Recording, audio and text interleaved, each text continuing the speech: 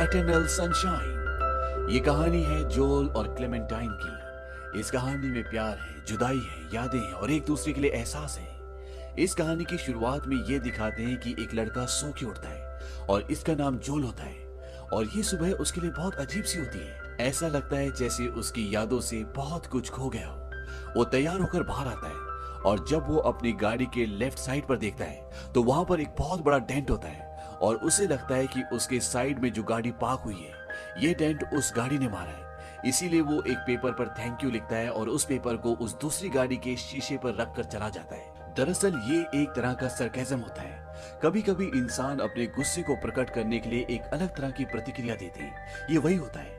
अब वो वहां से एक रेलवे स्टेशन पर जाता है और ये फैसला करता है कि आज वो ऑफिस नहीं जाएगा। वो अक्सर ऐसा नहीं करता। आज दिन होता है 14 फरवरी सन 2004। आज वैलेंटाइंस डे है और वो वहां से ट्रेन पकड़कर एक बीच पर जाता है।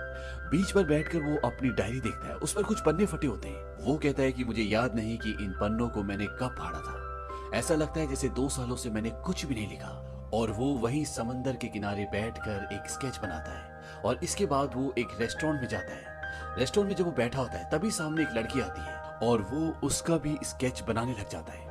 और जोल अपने आप से बातें करता है। वो कहता है कि मुझे हर उस लड़की से प्यार क्यों हो जाता है जो मुझ में जरा सी भी दिलचस्पी दिखाती है। और अब जोल वहां से रेलवे स्टेशन पर जाता है और वहां पर वही लड़की आती है जिसका रेस्टोरेंट में बैठकर वो स्केच बना रहा था। जोल का नेचर बहुत शाई होता है। वो किसी से अच्छे से नजरें भी नहीं मिलाता और जब वो लड़की जोल को देखती है तो वो उसको हाई करती है। जोल भी उसको हाई करता है लेकिन अपने शर्मीले नेचर होने की वजह से वो उसे ज्यादा रिस्पॉन्ड नहीं करता और उन दोनों की ट्रेन आ जाती है और ये दोनों एक ही कंपार्टमेंट में बैठ जाते हैं। अब जोल जब वहां पर बैठा होता है तभी वो लड़की उसके पास आती है। इस लड़की का नाम होता है क्लेमेंटाइन। वो जोल से पूछती है क्या मैं तुम्हें जानती हूँ। जोल इस बात का कोई जवाब नहीं दे पाता। क्लेमेंटाइन उससे पूछती है कभी तुम बार्न्स एंड नोबल गए हो। वो कहता हाँ। क्लेमेंटाइन बोलती है तभी तो मैं वहाँ पिछले 5 सालों से जॉब करती हूँ। दरअसल आज ये दोनों एक ही जगह गए थे यानी कि मॉन्टॉक और ये दोनों वहां से वापस आ रहे हैं और ये दोनों एक ही जगह जा रहे हैं, रॉकविल। और इसके बाद ये दोनों बहुत सारी बातें करते हैं। हालांकि ये दोनों एक दूसरे के ऑपोजिट होते हैं। जहां पर जोल बहुत ज्यादा शर्मीला और बहुत ज्यादा इंट्रोवर्ट होता है वहीं पर क्लेमेंटाइन बहुत ही एक्सट्रोवर्ट और बहुत ही हंसी मजाकिया होती है। लेकिन फिर भी इन दोनों के बीच में काफी अच्छी बातें होती है। और अब इनका स्टेशन आता है और जोल जब अपनी गाड़ी लेकर घर की तरफ जा रहा होता है तो वो चारों तरफ क्लेमेंटाइन को देख रहा होता है और उसे क्लेमेंटाइन दिख जाती है और वो उसे अपनी गाड़ी में लिफ्ट दे देता है।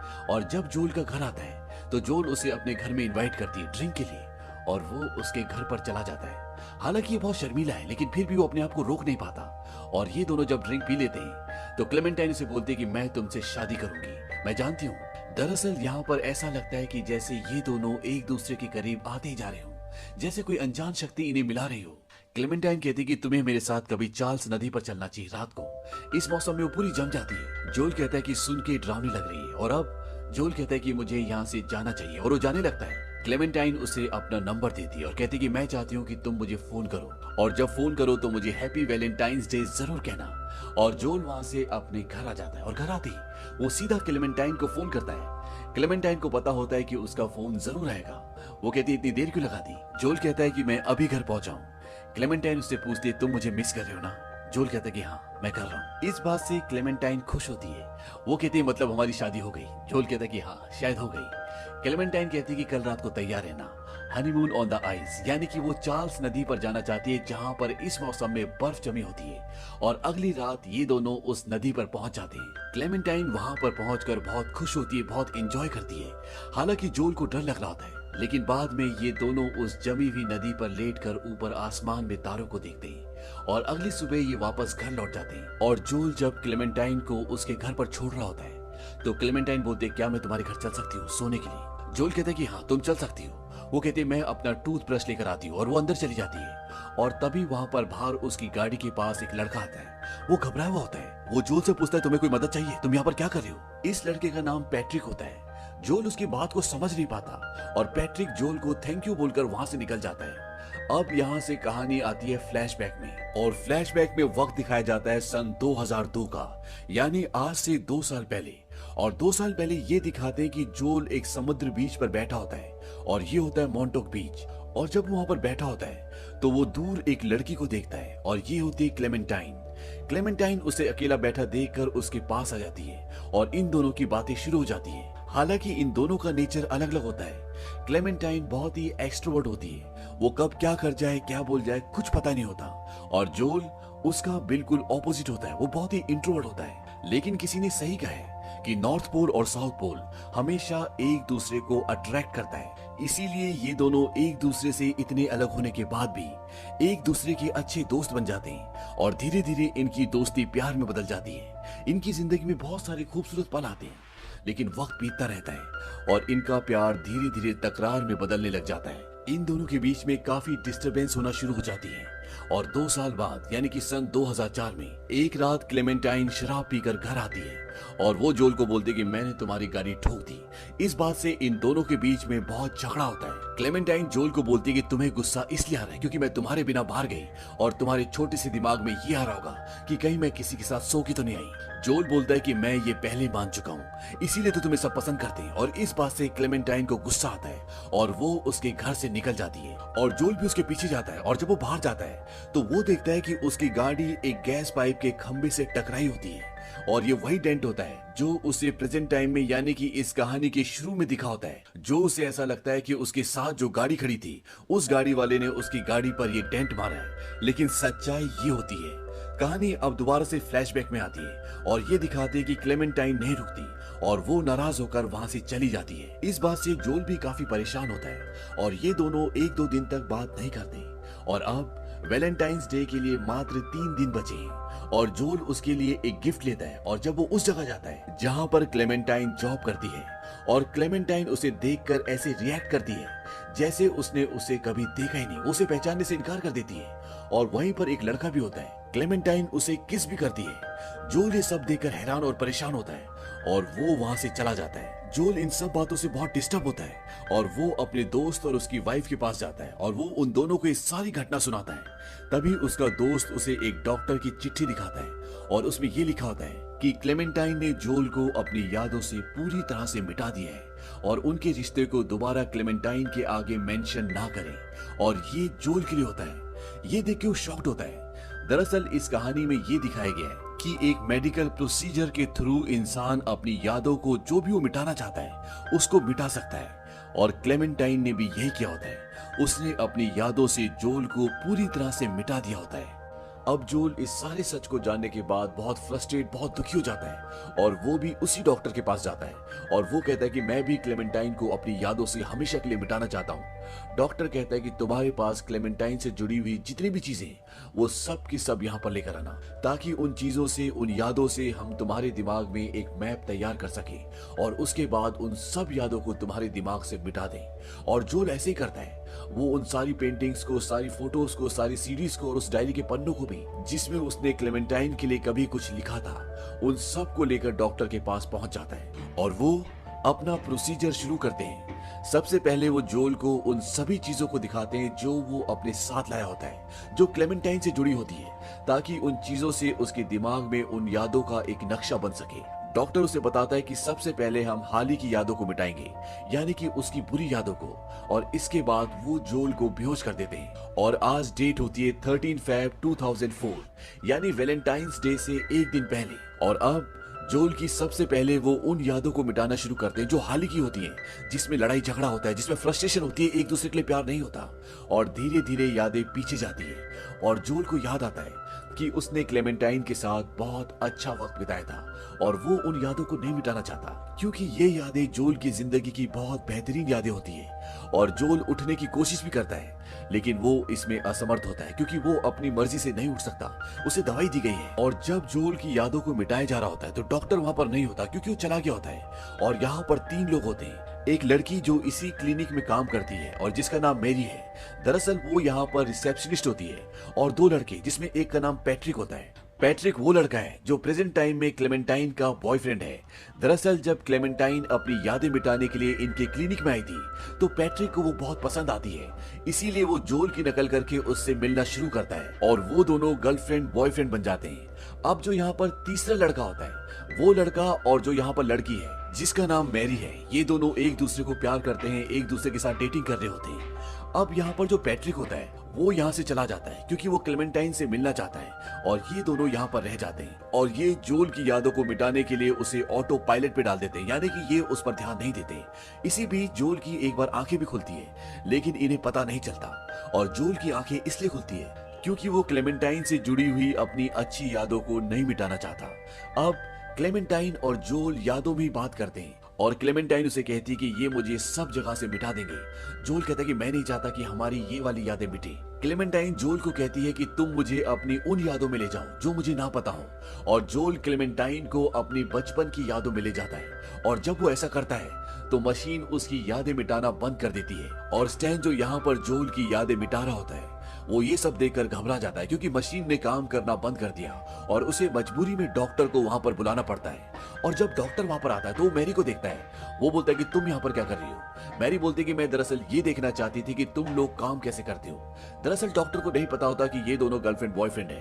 अब डॉक्टर जोल को ढूंढना शुरू करते हैं और वो उसको ढूंढ लेते हैं। उसके दिमाग में ये पता कर लेते हैं कि वो अभी अपनी यादों में कहां पर है और वो एक बार फिर से उसकी यादें मिटाना शुरू कर देते हैं। हालांकि जोल की आंखें एक बार फिर से खुल जाती है क्योंकि वो नहीं चाहता कि वो इन यादों को मिटाए, लेकिन डॉक्टर उसे और भी हैवी डोज का बेहोशी का इंजेक्शन देते हैं और वो एक बार फिर से बेहोश हो जाता है और मशीन उसकी यादें मिटाना बंद कर देती है। अब यहाँ पर जोल की यादें मिटाने के लिए डॉक्टर, मैरी और स्टैन होते हैं और जब ये उसकी यादें मिटा रहे होते हैं तभी स्टैन वहां से बाहर चला जाता है और मैरी डॉक्टर की तरफ आकर्षित होना शुरू हो जाती है और उसे किस भी करती है। मैरी बोलती है कि आई एम सॉरी, मैं सब नहीं करना चाहती थी, लेकिन मैं आपसे प्यार करती हूँ, मैं अपने आप को रोक नहीं पाती। डॉक्टर बोलता है कि मैरी मेरी एक बीवी है, 2 बच्चे हैं, तुम जानती हो। लेकिन डॉक्टर भी अपने आप को रोक नहीं पाता और ये दोनों एक बार फिर से करीब आना शुरू हो जाते हैं। तभी बाहर डॉक्टर की वाइफ आ जाती है और वो खिड़की से इन दोनों को देख लेती है। डॉक्टर बाहर अपनी वाइफ को समझाने जाता है और उसके पीछे मैरी भी जाती है। मैरी बोलती है कि इसमें इनकी कोई गलती नहीं थी, ये सब मेरी गलती है। डॉक्टर की वाइफ डॉक्टर को बोलती है कि तुम कमीने मत बनो और इसे सब कुछ सच बता दो। वो मैरी को बोलती है कि ये तुम्हारा ही था, रखो इसको अपने पास, और ये कहकर वो वहां से चली जाती है। दरअसल मैरी और डॉक्टर रिलेशनशिप में थे और डॉक्टर ने मैरी के साथ वही किया होता है जो उसने क्लेमेंटाइन के साथ किया था, यानी उसने उसकी यादों से अपने आप को पूरी तरह से मिटा दिया होता है। और ये सुनने के बाद मैरी को बहुत दुख होता है, बहुत गुस्सा आता है कि डॉक्टर ने उसके साथ ऐसा किया। और प्रेजेंट टाइम में जो उसका बॉयफ्रेंड होता है, जो डॉक्टर के पास ही काम करता है, वो उससे पूछते कि तुमने मुझे क्यों नहीं बताया। वो कहता है कि मुझे इस बारे में कुछ नहीं पता था और मैरी वहां से चली जाती है। मैरी वहां से उस जगह पर जाती है जहां पर ये किसी भी पेशेंट की मेमोरी मिटाने से पहले उसके ऑडियो रिकॉर्ड को रखते हैं और वहां पर मैरी का भी ऑडियो रिकॉर्ड होता है और वो उसे सुनकर बहुत ही फ्रस्ट्रेट हो जाती है, बहुत दुखी हो जाती है। मैरी जॉब छोड़ देती है और वहां पर जितने भी ऑडियो रिकॉर्ड्स होते हैं वो सब के सब अपने साथ लेकर वहां से चली जाती है और जितने भी पेशेंट्स के रिकॉर्ड्स होते हैं वो उन सबको उनके ऑडियो रिकॉर्ड्स कुरियर कर देती है। वहीं दूसरी तरफ ये दिखाते हैं कि जोल के दिमाग से अब क्लेमेंटाइन की लगभग सारी यादें मिटा दी जा चुकी हैं और वो अब अपने आखिरी पड़ाव पर होता है। ये वो दिन होता है जब जोल और क्लेमेंटाइन पहली बार मॉन्टॉक बीच पर मिले थे। क्लेमेंटाइन उसको बोलते कि ये तुम्हारी यादों से अब मुझे पूरी तरह से मिटा देंगे, लेकिन तुम्हें कुछ याद रहे ना रहे, कल तुम मुझे इसी जगह पर आकर मिलना, यानी कि मॉन्टॉक बीच पर। और इसके बाद जोल के दिमाग से क्लेमेंटाइन पूरी तरह से मिट जाती है और अगली सुबह जब उसकी आंखें खुलती है तो आज तारीख होती है 14 फरवरी सन 2004, यानी कि 13 फरवरी को उसने अपनी सारी यादें मिटाई होती है और 14 फरवरी को जब वो उठता है तो ये वही दिन होता है जो इस कहानी का पहला सीन होता है। वो बाहर जाता है, अपनी गाड़ी को देखता है जिस पर डेंट होता है और उसे लगता है कि ये डेंट उसके पड़ोसी ने, यानी कि उसके बगल में जो गाड़ी खड़ी है उसने मारा है, क्योंकि उसे पिछली कोई भी बात याद नहीं होती।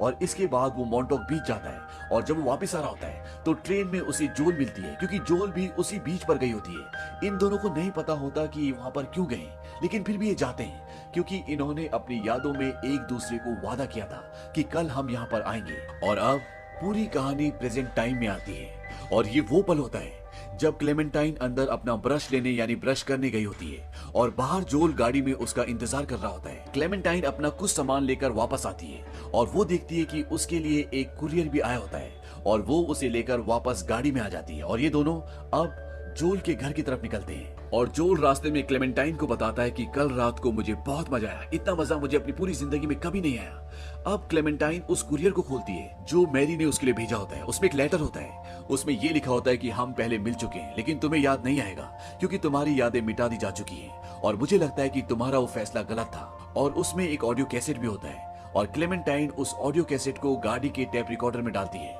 और जब वो चलता है तो उसमें क्लेमेंटाइन की आवाज होती है और क्लेमेंटाइन बोलती है कि मैं अपनी यादों से जोल को मिटाने आई हूँ, क्योंकि जब मैं उसके साथ होती हूँ तो मैं अपने आप को भी अच्छी नहीं लगती।